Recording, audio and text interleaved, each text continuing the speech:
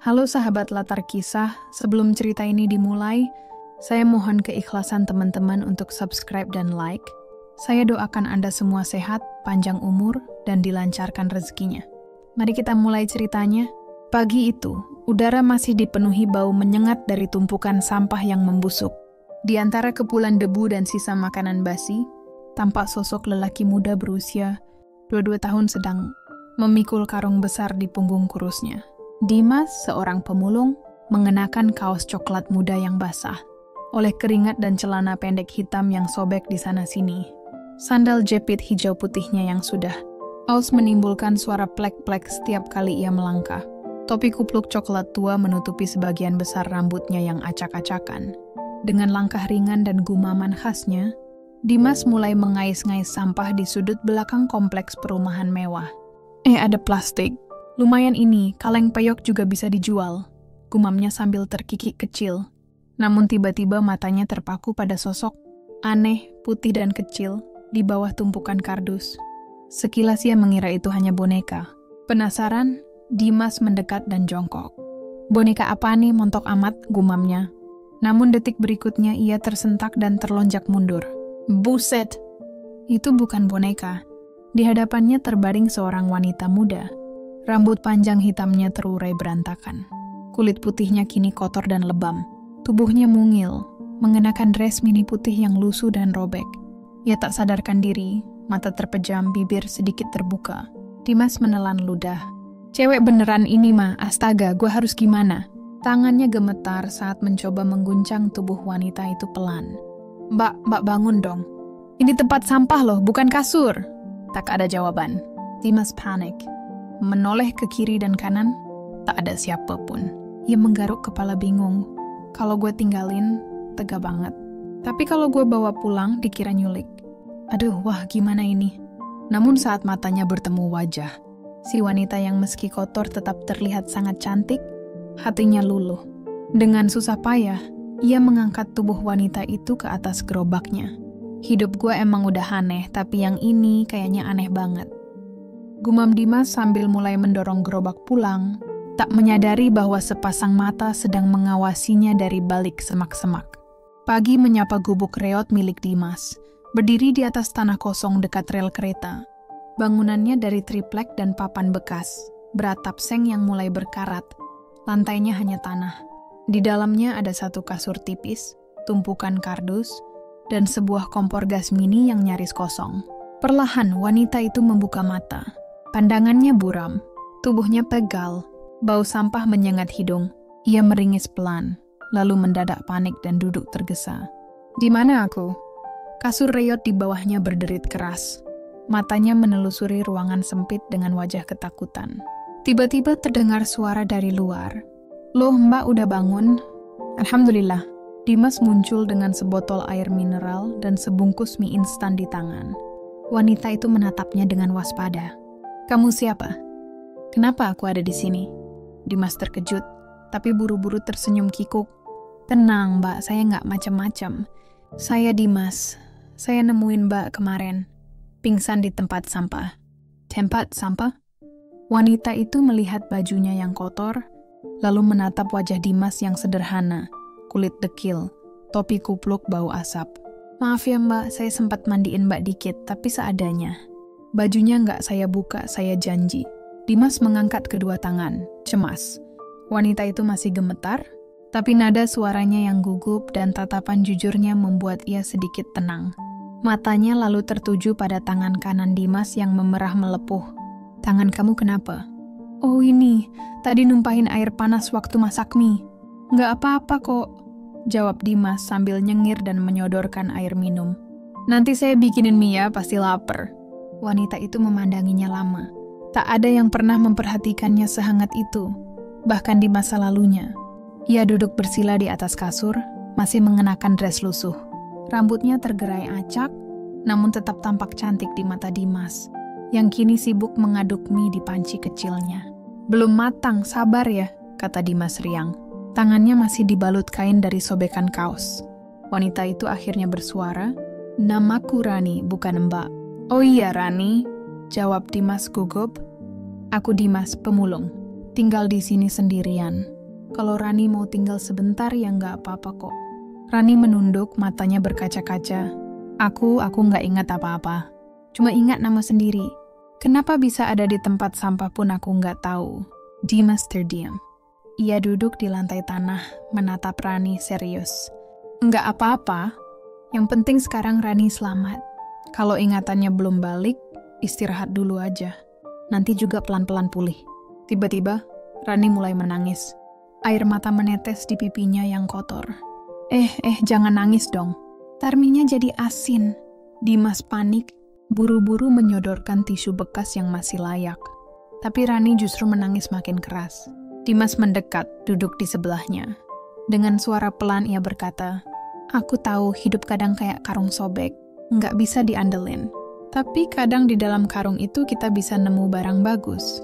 Ia tertawa kecil canggung, kayak nemu kamu misalnya. Bukan maksudku kamu barang ya. Maksudku, susah jelasinnya. Rani tertawa kecil di sela isak tangisnya. Wajahnya yang tegang mulai mengendur. "Kamu lucu, Dimas," ucapnya lirih.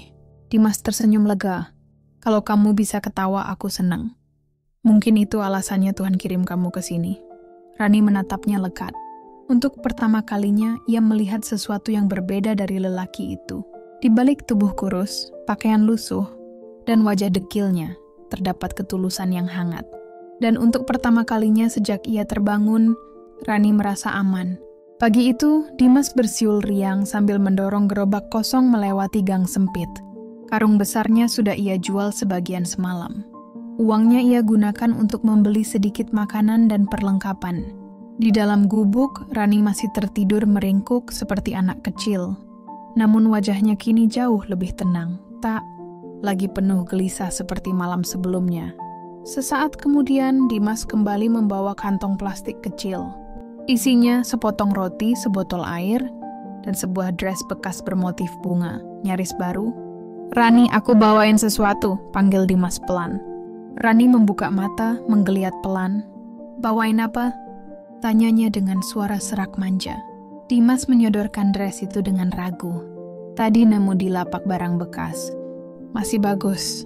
Aku pikir Rani mungkin mau ganti baju." Rani menatapnya, lalu memandangi dress sederhana itu. Senyumnya mengembang. "Dimas, kamu manis banget sih." Dimas menggaruk kepala sambil nyengir. Biasa aja. Aku cuma pengen kamu nyaman." Tiba-tiba, Rani berdiri dan langsung memeluk Dimas erat.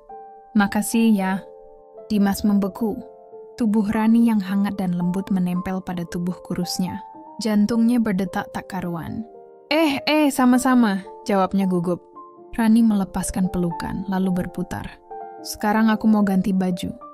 "Jangan ngintip." Enggak. Dimas buru-buru keluar, menutup mata sambil tertawa kikuk. Di luar, ia berdiri sendiri sambil menahan senyum. Ya Allah, ini cewek beneran manja. Tapi lucu juga sih. Bahaya nih. Beberapa menit kemudian Rani keluar dengan dress barunya. Meski kakinya masih kotor dan tanpa alas, penampilannya kini seperti gadis kota yang sedang piknik di tengah kebun liar. "Dimas, tepukau tak berkedip. Kamu cantik banget," kayak bidadari nyasar. Rani tertawa lalu mencubit pipi Dimas. Gombal. Namun di balik tawa itu, ada pertanyaan besar yang belum terjawab. Siapa sebenarnya Rani? Dan mengapa ia bisa tergeletak di tempat sampah? Hari-hari berlalu. Rani mulai terbiasa dengan kehidupan di gubuk kecil Dimas. Setiap pagi, Dimas bangun lebih dulu, memasak mie atau menggoreng tempe seadanya. Lalu ia pergi memulung, selalu membawa bekal kecil untuk Rani.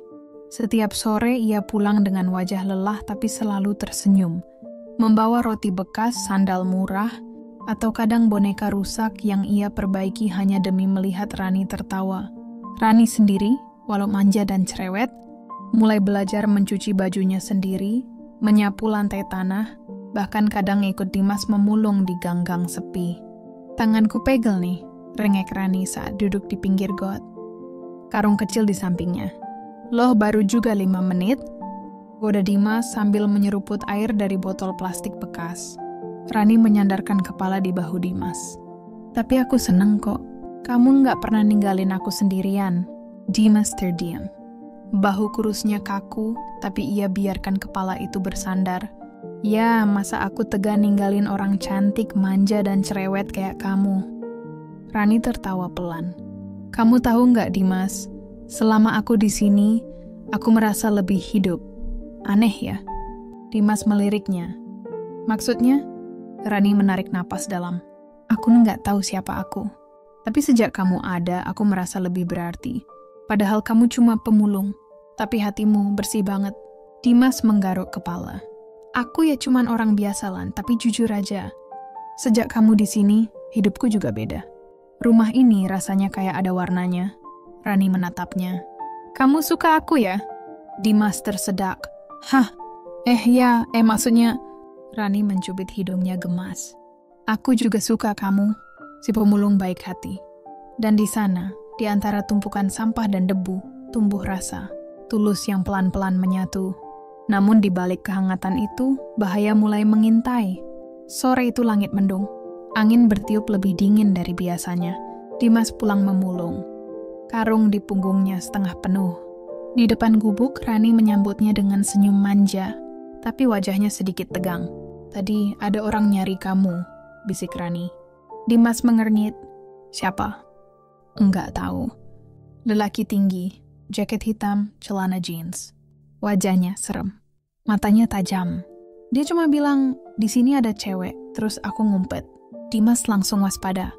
Kamu yakin dia nggak ngikutin kamu? Rani menggeleng.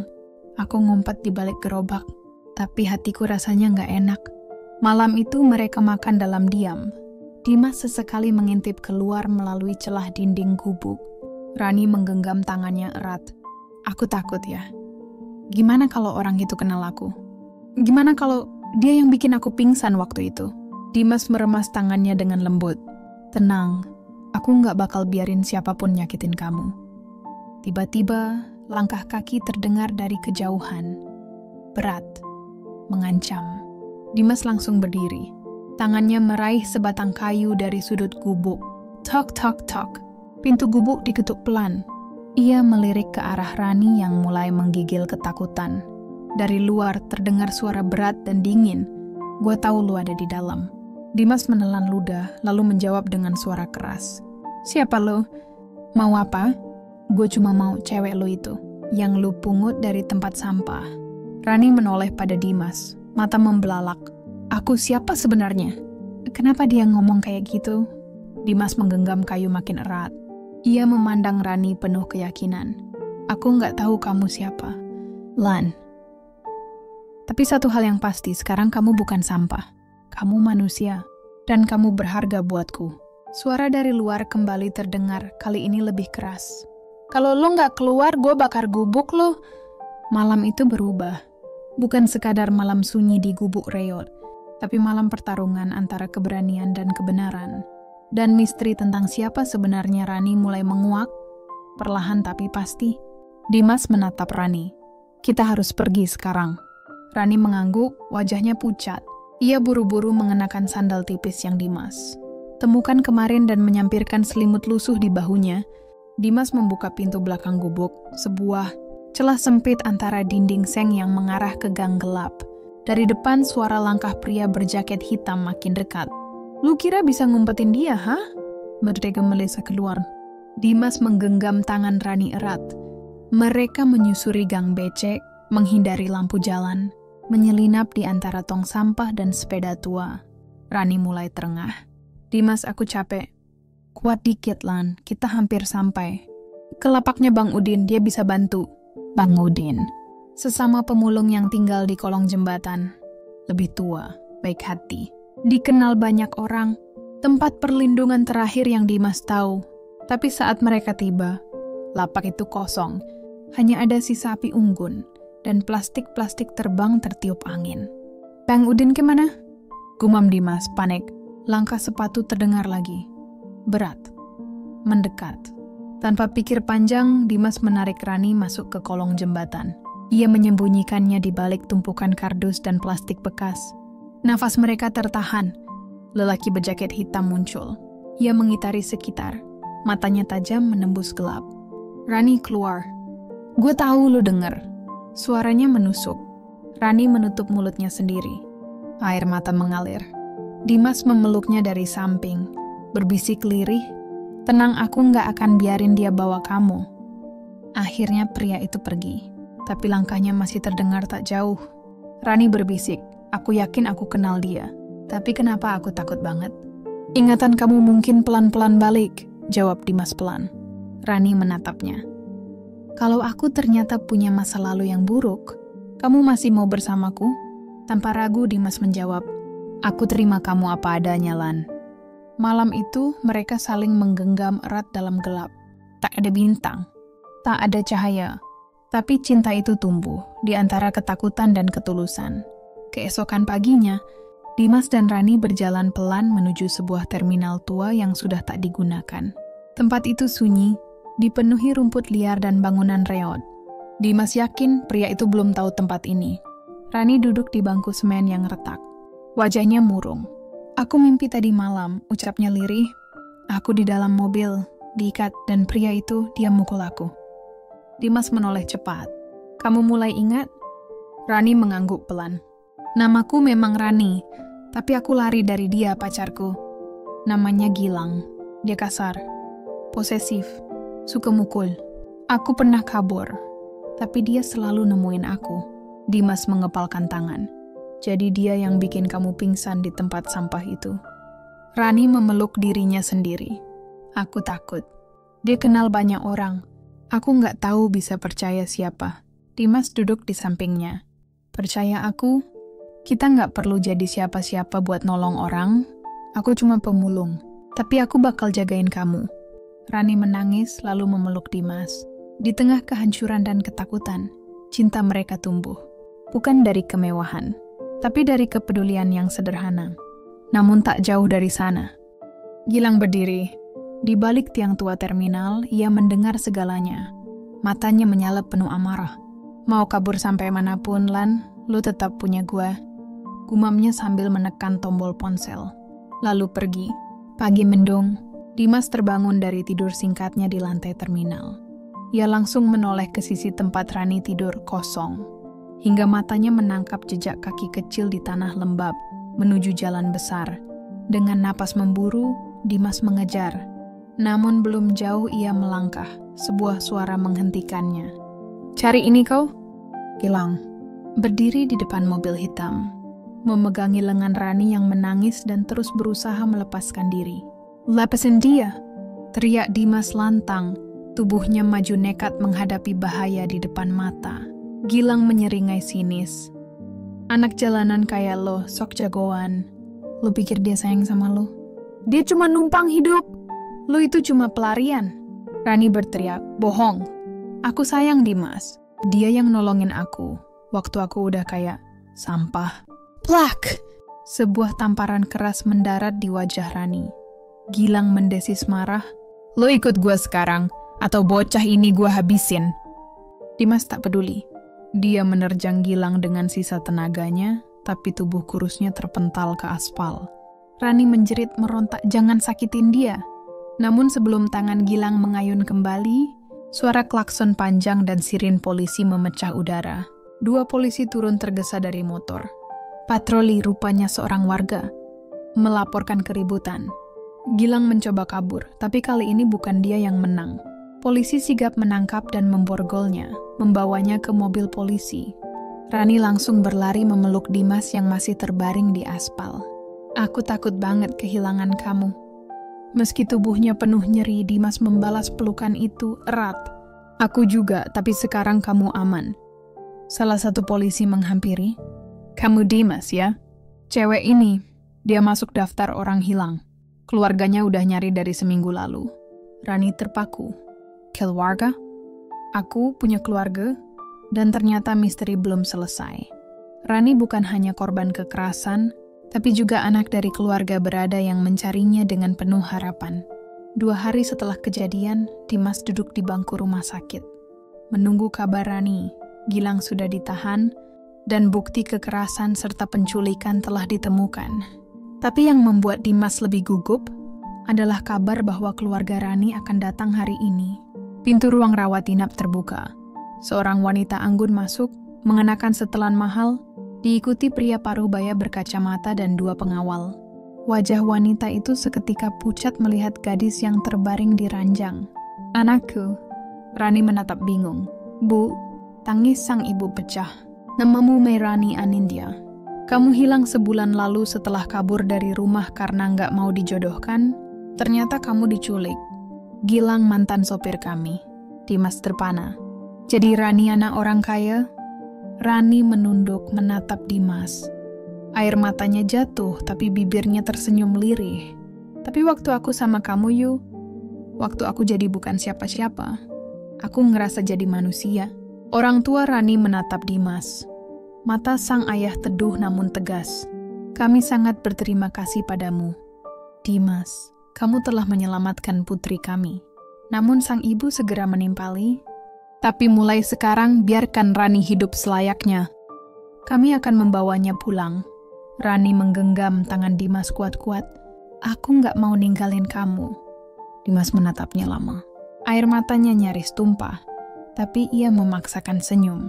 "Rani, kamu harus pulang. Itu rumahmu. Aku cuman orang jalanan." Rani menolak melepas tangannya. "Tapi aku janji aku akan kembali. Tunggu aku, Yo." Dan mereka berpisah di lorong rumah sakit dengan tatapan pilu yang tak terucap. Beberapa minggu berlalu. Di tengah siang panas, sebuah mobil hitam berhenti di depan lapak Dimas yang reot. Dari dalamnya turun seorang gadis mengenakan gaun putih bersih. Wajahnya bersinar. "Rani?" Dengan senyum penuh cahaya, ia berkata, "Aku janji balik, kan?" Dan di sanalah mereka berdiri, di antara 2 dunia yang begitu berbeda. Jalanan yang keras dan kehidupan mewah yang menunggu. Tapi satu hal yang tak bisa dipisahkan adalah hati. Hati yang pernah terluka, saling menyembuhkan dalam diam. Rani menepati janjinya. Ia kembali bukan sebagai gadis hilang yang rapuh, tapi sebagai wanita yang tahu siapa yang benar-benar mencintainya tanpa syarat. Dimas, si pemulung muda, tak lagi sendiri. Di balik karung lusuh dan keringat yang mengering, ada cinta tulus yang akhirnya menemukan jalannya. Sebab bagi mereka, rumah bukan tentang tembok dan lantai marmer, tapi tentang siapa yang menunggu dan siapa yang mau tinggal, meski dunia tak mengizinkan. Inilah kisah tentang harapan di tengah keterbatasan, dan cinta yang tak memandang asal-usul, karena kadang yang paling indah justru ditemukan di tempat yang paling tak terduga. Terima kasih kamu sudah menyimak cerita ini. Jangan lupa untuk like video ini, subscribe channel kami, agar tidak ketinggalan cerita menarik lainnya. Sampai jumpa di cerita berikutnya.